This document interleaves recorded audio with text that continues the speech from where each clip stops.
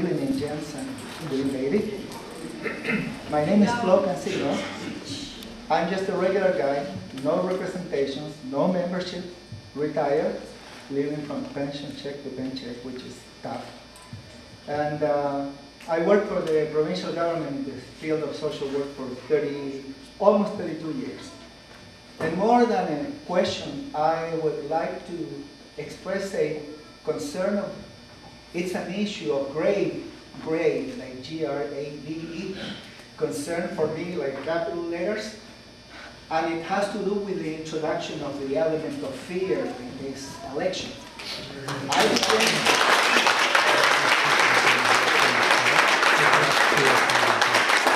I became a Canadian citizen over 30 years ago, and I'm not exaggerating. I have never been scared in my Canadian life about an election, but I am now. And I'm going to bring up two issues very briefly. Facebook, and that lady, what's her name, Elena Gorgeous or something like that? And what happened is this. It's ridiculous, but I sit in front of my computer now, and I'm afraid as to who's speaking from the other side of the screen. You know, it is a very, very grave issue, in my opinion. And secondly, and by the way, Ray, I don't expect at all that you touch the issue of Elena and explain anything. It's just that she said something that scared the living day out of me. Honestly. Sorry, did you put a question? She said, if this happened to me, and I'm an MP, Minister of the Crown, what's going to happen to you? And that, like I said, sir, is not a question. I want to get their perspective about this issue, which I think is really, really important. Thank you. We have time. I'm done, sir. Thank you.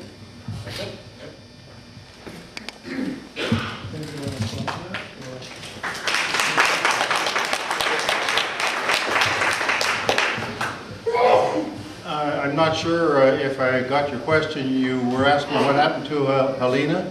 No, I wouldn't expect you to explain that. You know, that is in the public record already, and people can form their opinions and whatnot.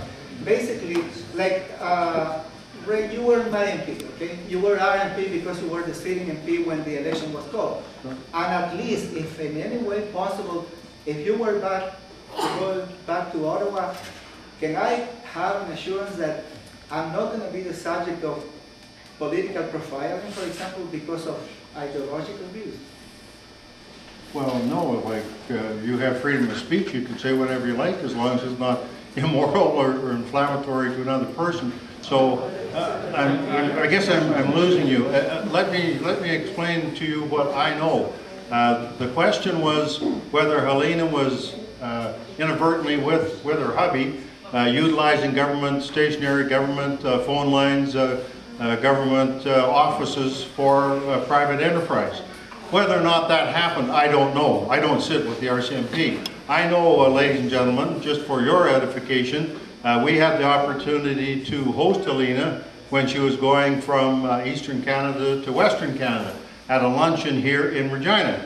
Very charming lady. Certainly entertained and had a good visit with ladies from Regina that were at the luncheon, about 25 in number. The gals all went on a shopping spree after, and and she flew back out in the afternoon. I guess that's all I can share with you. That's all I know. Well, if I can understand the theme of what you were saying, is that in our politics now, people tend to be profiled, and people are being thrown out of public meetings based on Facebook posts. And what I can assure you, sir, is that not only is my Facebook page have a wall that's open to the public and you can post whatever the heck you want, provided it's not criminal speech. That's the only type of, that's where I draw the line. But I think what's happening in terms of people, and you're someone who's obviously understands the value of an open and free democracy. People who have come from abroad, and I have friends who came from Chile and were Salvador Allende supporters who know exactly what happens when you don't have democratic freedoms. And we're lucky in our country, right now, most of our disagreements are still relating to degree.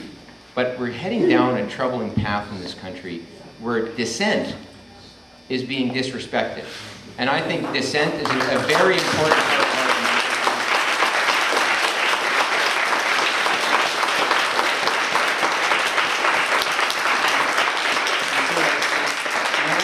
as your member of parliament, I give you free rein to give me the gears, because that's what you're there for as a citizen, as an active and engaged citizen. As it relates to Miss George's, what I have a problem with as a father of a 4-year-old girl is to see how a woman in our political system is treated to those types of public allegations and then snickered at. And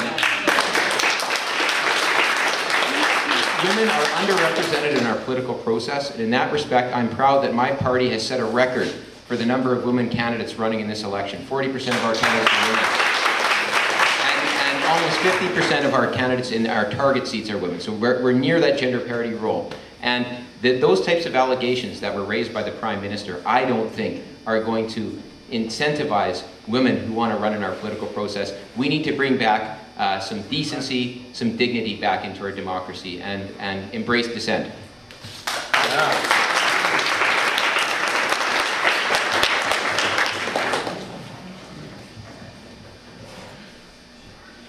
I kind of opened with this when I said that today on the radio I'm hearing that the Conservatives are saying if they don't get their majority, the one they covet, the one they can't get, the one they're not going to get, what is going to happen is the country might fall apart.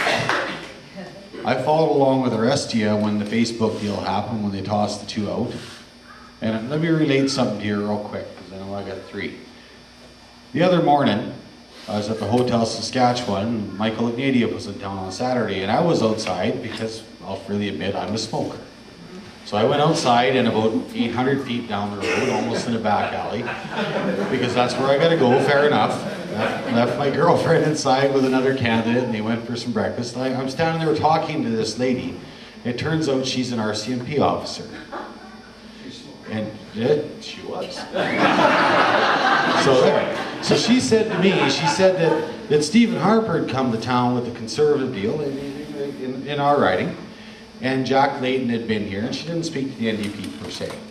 But she said the difference in the briefings between the 2 visits was astounding to them, because they kept waiting from Ignatieff, from Donalow and Ignatieff's people for, okay, what do we want to do, what the structure was, how were we going to do it, and we were at the Hotel Sask, and we were going over the Brand Center. This is how these things work. We're at the powwow, going through it. She says we kept waiting for, okay, if the shoe to drop, what do we need to do? And they're just basically asked the question, what are you talking about? Was the answer from my party. It's an open function. I believe it was in the newspaper.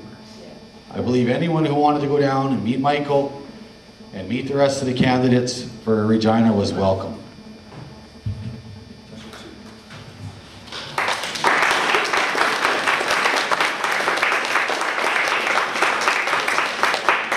I'll keep my answer as brief as I can so that we can hopefully get another question asked.